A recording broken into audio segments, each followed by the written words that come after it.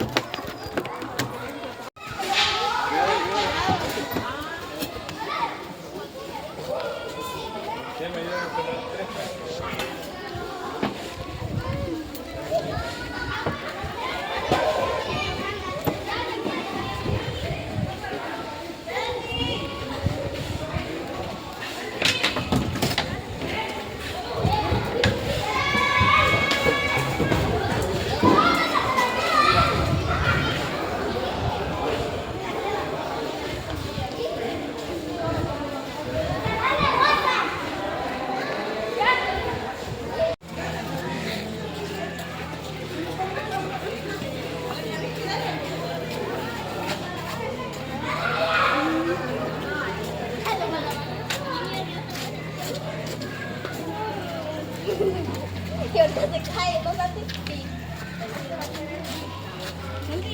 A las dos, ¿vale? A las dos. Así a las dos en punto.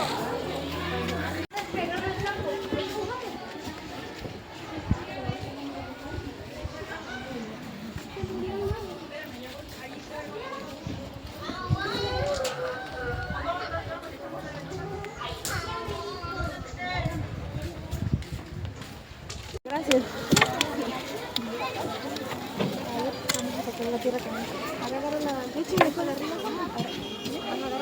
Hay una plantita un poquito de la planta. No la dañes.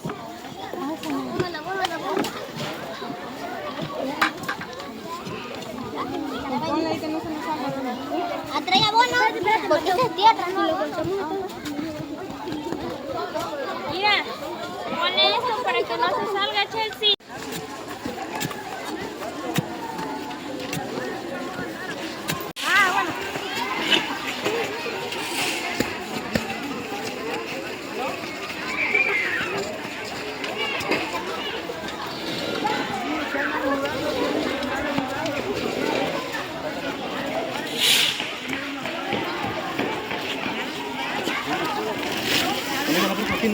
Sí, de aquí.